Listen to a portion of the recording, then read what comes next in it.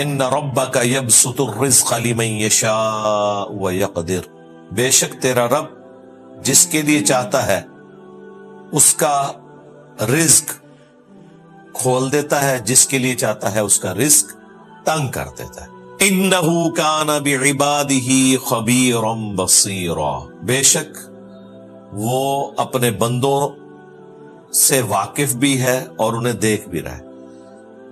یہ آیت یہاں پر کیوں آئی کہ اللہ تعالیٰ جس کا رزق چاہتا ہے کشادہ کر دیتا ہے، جس کا چاہتا ہے تنگ کر دیتا ہے۔ مراد یہ کہ کسی غریب پہ ترس کھاتے ہوئے اللہ کے بارے میں کبھی بدگمانی نہ آئے کہ اسے اللہ نے ایسے کیوں رکھا۔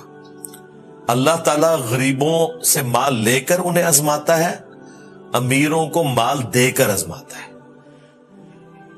اللہ کے بارے میں کبھی بدگمانی نہیں آنی چاہیے کہ اللہ تعالیٰ نے اسے اس حالت میں کیوں رکھا۔ اکثر لوگ یہ گلہ شکوہ بھی کر رہے ہوتے ہیں، افریقہ میں لوگ کیوں بھوکے مر رہے ہیں؟ بھئی وہ ہماری آزمائش ہے، ان کی تو آزمائش اپنی جگہ ہے، ہماری بھی آزمائش ہے۔ باقی انسانیت نے ان کی مدد کرنی ہے۔ دنیا قانون ابتلا کے اوپر ہے، یہاں سارے برابر نہیں ہو سکتے، کوئی اونچا ہوگا کوئی نیچا ہوگا، یہ ایک نیچرل چیز ہے۔ پھر ساتھ اللہ تعالیٰ نے فرمایا کہ اللہ تعالیٰ اپنے بندوں سے واقف بھی ہے، انہیں دیکھ بھی رہا ہے، اسے پتہ ہے اس نے بندوں کو جس حال میں رکھا ہوا ہے۔ خدا گنجے کو ناخن نہ دے، ہم نے پھر دیکھا ہے کہ بعض لوگوں کے پاس جب پیسہ آتا ہے پھر وہ کس حالت میں پہنچ جاتے ہیں۔ اس سے تو بہتر تھا کہ ان کے پاس پیسہ نہ ہی آتا۔ اگر کسی کے پاس زیادہ پیسہ آنے سے وہ اتنا عیاش ہو جائے کہ اپنی آخرت کی زندگی کو برباد کر بیٹھے، تو اس سے تو وہ مڈل کلاس بندہ اچھا ہے جو 2 وقت کی روٹی مشکل سے لے کے چل رہا ہے، لیکن اس نے ہمیشہ کی زندگی اپنی آخرت کی بنا لی ہے، وہ تو بہتر ہے نا۔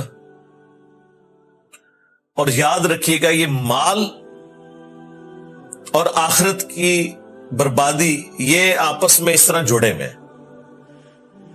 میری زندگی میں تو جتنے بھی واقعات ہیں میں نے دیکھا ہے کہ کثرت مال کے بعد تباہی آتی ہے۔ یہ معجزہ ہے کہ کسی کے پاس مال ہو اور وہ آخرت کے معاملے میں اپنے آپ کو ٹریک پہ رکھے۔ میرے علم میں تو کوئی ایسا کیس نہیں ہے۔ جو آپ کو کیسز نظر بھی آ رہے ہوں گے وہ بس آپ کو ان کا وہ ظاہر والا معاملہ پتا ہوگا۔ اور پھر اس ماڈرن دور میں آپ کو اگر کوئی شخص غریب سے امیر ہوتا نظر آ رہا ہے نا، میجورٹی کیسز میں کہیں نہ کہیں اس نے ایک حرام کا چھکا مارا ہوگا یا کوئی اٹھا یا دسا مارا ہوگا، پھر وہ آگے ایک معاملہ چل پڑتا ہے۔ حلال کے پیسے کے ساتھ حلال و حرام کا فرق کرتے ہوئے، اللہ کے حقوق کا خیال رکھتے ہوئے، زکوٰۃ ادا کرتے ہوئے، رزق حلال کے ذریعے اس لیول کے اوپر پہنچنا یہ مشکل کام ہے۔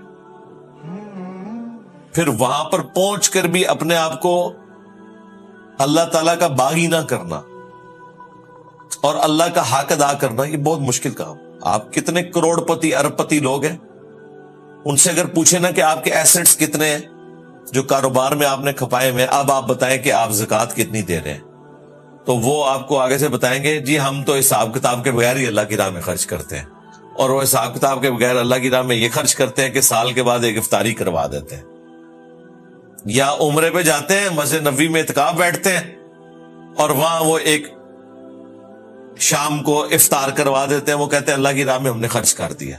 انہیں پتہ ہے ہم نے کیلکولیشن کی نا تو بھائی 1 لاکھ پہ تو 2500 زکوٰۃ بنتی ہے نا، 1 کروڑ پہ 2.5 لاکھ بن جاتی ہے، اور 1 ارب پہ 2.5 کروڑ زکوٰۃ بن جاتی ہے۔ بس ادھر آگے پھر کیلکولیٹر فیل ہو جاتا ہے ان کا۔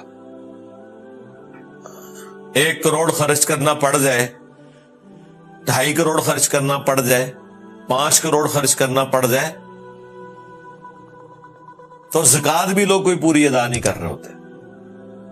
اسلام میں تو ہے کہ اس سے بھی زیادہ تم اللہ کی راہ میں خرچ کرو، لیکن جو ڈیٹم لیول پہ ہے 40واں حصہ یا 2.5% یہ بھی نہیں لوگ دے رہے ہوتے ایمانداری کے ساتھ۔ یہ بہت مشکل کام ہے۔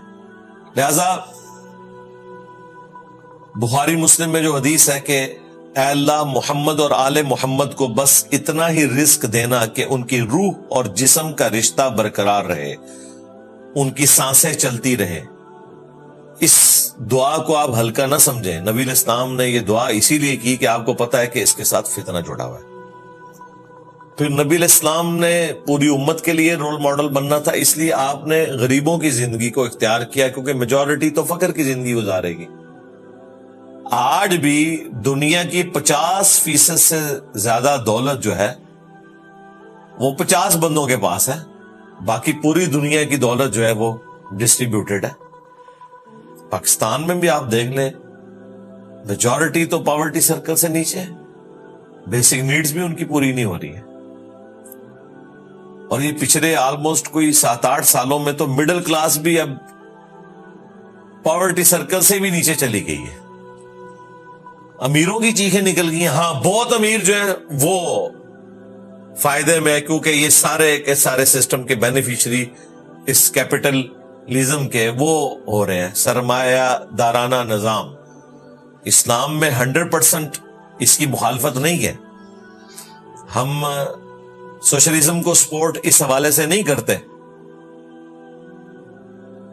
اسلام اگر زیادہ قریب ہے تو کیپٹلزم کیا ہے, لیکن یہ والا کیپٹلزم جس میں آپ استحصال کریں گے اور غریب آدمی کا خیال نہیں رکھیں گے, یہ تو سیدھا سیدھا لوگوں کو خودکشیوں پہ یا قتل و غارت پہ, ڈکیتیوں پہ مجبور کرے گا, اور وہ آپ کو اسٹریٹ کرائم جگہ جگہ نظر آ رہا ہے, اس میں کوئی شک نہیں ہے.